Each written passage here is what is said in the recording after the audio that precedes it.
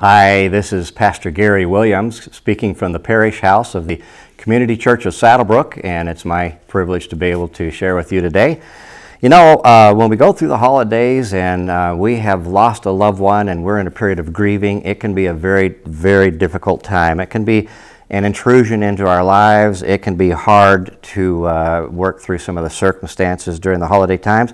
And this might be a death that you anticipated, perhaps a cancer or an Alzheimer's death, or it might be one that came suddenly into your life that you didn't expect, and that is a most difficult time to deal with. This requires inventing your life, or shall I say reinventing your life, from where you were before to a new place of living, as far as your lifestyle and the things that you deal with and interact with. And so you may find yourself, for instance, maybe it was your husband who passed away and he took care of all the finances, and now all of a sudden you're wondering, what do I do? How do I handle this insurance? You know, I just don't understand how he dealt with these particular issues and how he did it.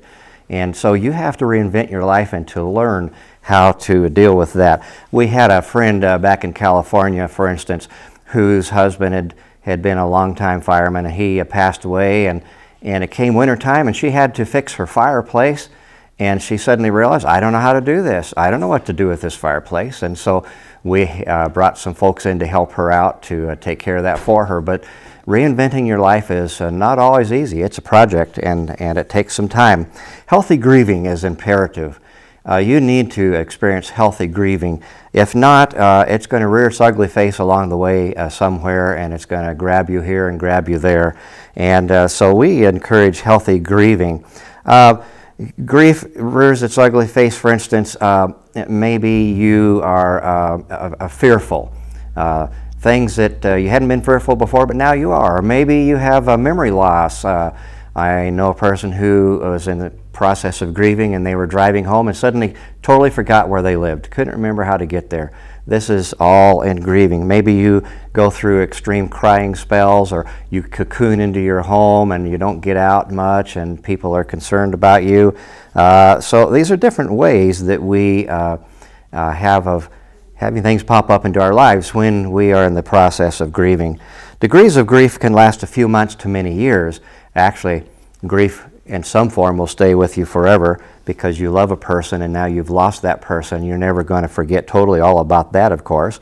There can be, at the initial stage, heavy grieving, and then maybe along the way you get to a point to where you have more spontaneous grieving, and then perhaps you come to a place in your life to where you grieve a little here, just a little there, but it's more of a healthy grieving.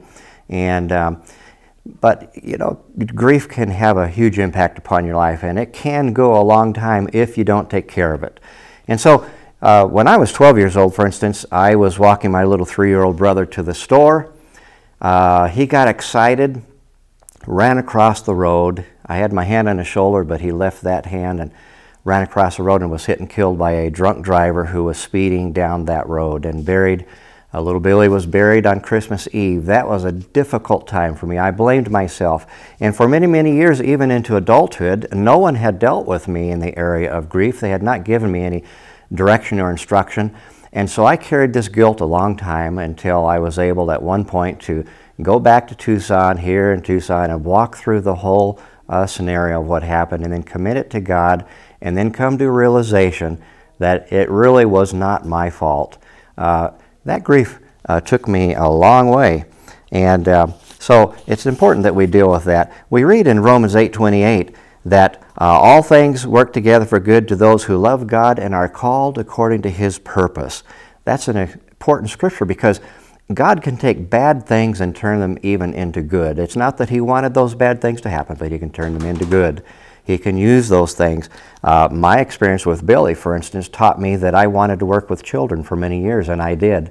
For a lot of years, I impacted the lives of thousands of children and had such a joy in doing that. I think that was a result of having lost my brother. And then both men and women need to grieve, and they need to understand this during the holiday seasons. You know, men quite often think that I don't want to cry in front of people because that's not manly, and that's simply not true. You need to shed tears at times because it is healthy. It's part of the healing process that can come to you. Holidays are particularly important. At the Community Church at Saddlebrook, we offer during the holiday season at Christmas time a workshop called Surviving the Holidays. It's an important time to help you think through what you can do. Well, let me give you a few tips here regarding what you might do. We'll just briefly run through these. Tip number one, don't avoid holiday pain. It's going to hurt somewhere. It's going to be difficult at times. Good-intentioned people won't always say the right things to you, for instance. Quite often they revert to platitudes because they don't know what to say. They might, for instance, say, I guess God needed him more in heaven. Well, no, God didn't need him more in heaven. God doesn't need anybody, for that matter, and he certainly doesn't need it in heaven. And so that kind of a statement is really not helpful. It's more hurtful, and you have to understand these things will happen. Don't let them hurt you. Here's another platitude. Time will heal all wounds. Well, time will help to heal, but keep this in mind. It is God who heals the wounded heart. Only God can do that. Some wounds will last a long time. Here's a second tip. Don't avoid the pain by faking it. If you're feeling down or out of place, you don't have to fake a spirit of celebration. Be yourself. Be what you need to be at that point. You might be able to be appreciative, or you might be able to crack a little smile on your face, but you don't have to go overboard trying to be joyful and celebratory.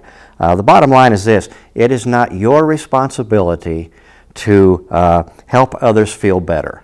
That's their responsibility. If someone says it's time to get on with your life, you might respond with an appropriate statement, a pre-planned statement, for instance, that says, thank you for your concern. I'm just not having a good day today. Be prepared with something that you can say. For instance, you could say, well, some people get there sooner and some people get there later, and I'm quite comfortable with my timetable. But I do thank you for your concern. Here's the third tip. Don't numb your pain.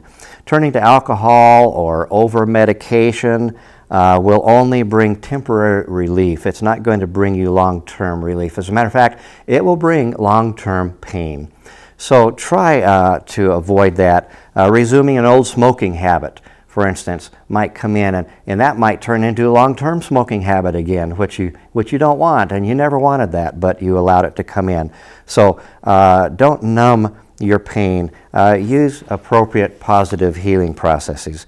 Well, please join me next week, because I'll be sharing with you again two strategic areas to consider when trying to survive the holidays. We're going to look at how you can protect yourself by promoting positive steps forward and looking for creative holiday planning.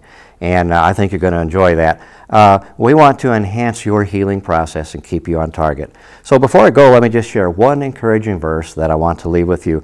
I'd like to share this verse because it is so positive and helpful. It's found in Psalm 34:18, and it goes like this: the Lord is close to the brokenhearted and saves those who are crushed in spirit. Well, have a good week. Go out and trust the Lord.